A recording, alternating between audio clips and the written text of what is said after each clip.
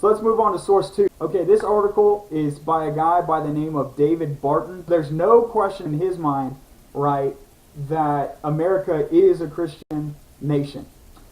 First thing, he notes that most Americans consider America to be a Christian nation. But then he says real quickly, but that's not good enough, and he goes straight into defining a Christian nation. He goes back to Supreme Court Justice David Brewer, who lived 1837 to 1910. Brewer says, in what sense can America be called a Christian nation? Not in the sense that Christianity is the established religion, not that all of the citizens are either in fact or in name Christians, neither in the fact that a profession of Christianity is a condition of holding office. America is most justly called a Christian nation because Christianity has so largely shaped and molded it. Okay, so historically, this is the sense in which America has been called a Christian nation. U.S. Supreme Court Chief Justice John Marshall, supremacy of the Supreme Court in their right to determine constitutionality. That's all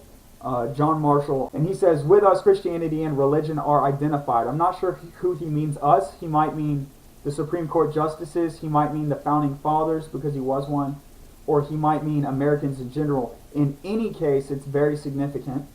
He says, it would be strange indeed if such a people did not presuppose Christianity and did not often refer to it and exhibit relations with it.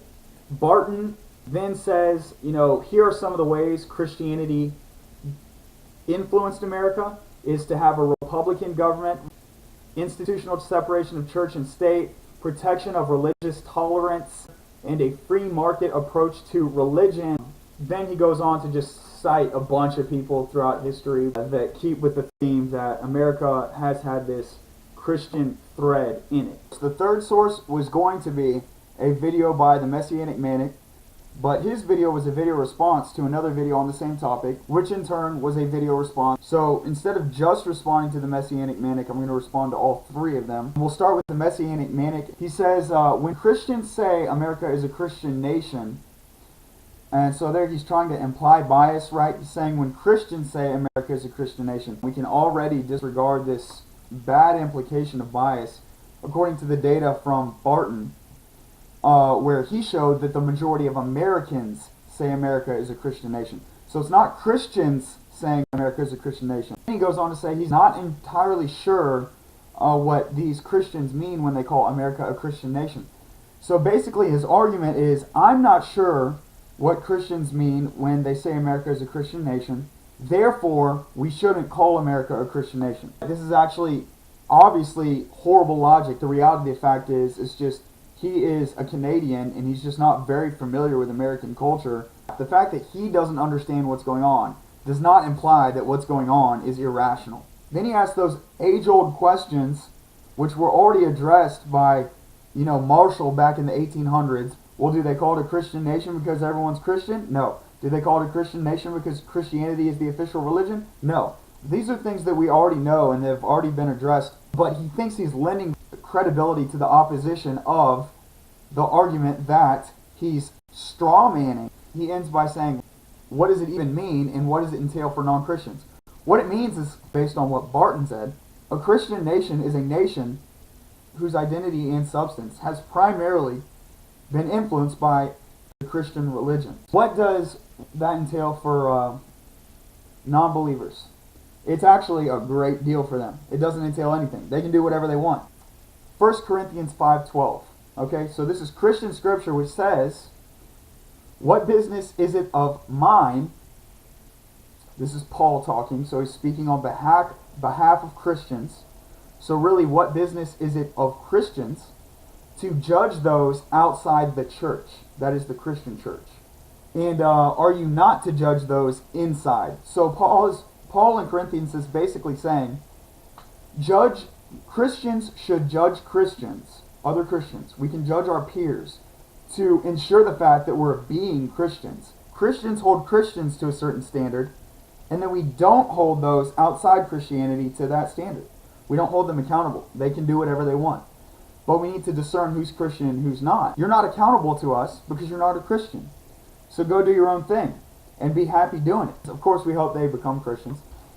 Anyway, moving on. So what it entails for people who are not Christians is actually, it's really great. You get to do whatever you want. Now compare that with China, who has enforced secularism.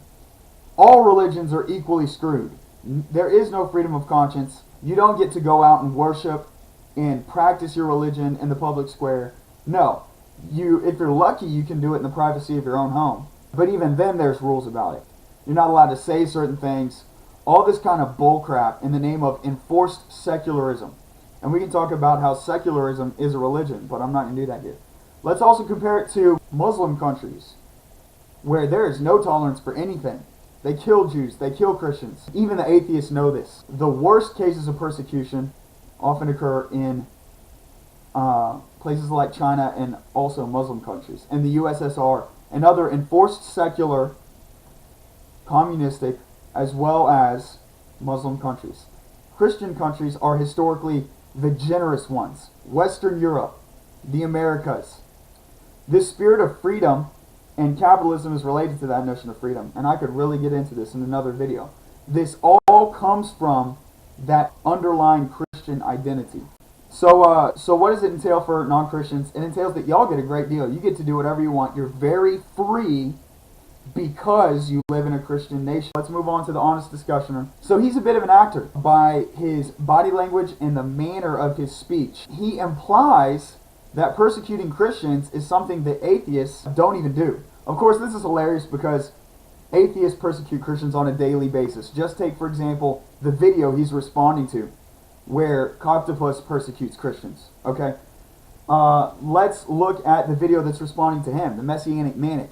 The name itself is a persecution of Christians. Let's look at Hitchens and Dawkins, kings of atheism, who are also self-proclaimed anti-theists. Anti-theism is the essence of theistic persecution. You know, here's another point. The Honest Discussioner doesn't like that it was clearly asserted that America is a Christian nation. Yet he has no idea what he's even getting upset over. He still hasn't defined what a Christian nation is, although he's getting flustered. So he's getting flustered at something which he hasn't defined.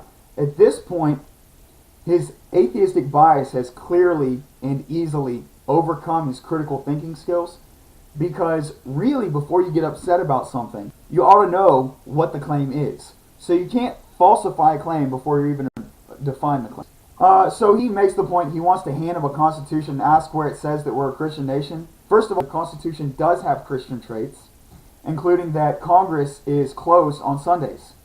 This is pointing to blue laws, Christian laws, religious laws, based on our Christian heritage. Furthermore, the free exercise clause itself is a result of Christian beliefs, such as the Corinthian statement I showed earlier. The Bill of Rights also talks about upholding the common law. Christian law is the basis for some common law, such as slander. Declaration of Independence, we hold these truths to be self-evident, that all men are endowed with certain inalienable rights from their Creator. Where did that theistic sentiment come from? Christianity. Okay, so I know you can argue that theoretically speaking, talking about a creator or God might refer to any number of religions, but as a practical matter, Christianity was the religion during the founding days. The Mayflower, the Pilgrims, the Church of England, and things like this, constituting the original United States. This is very common knowledge.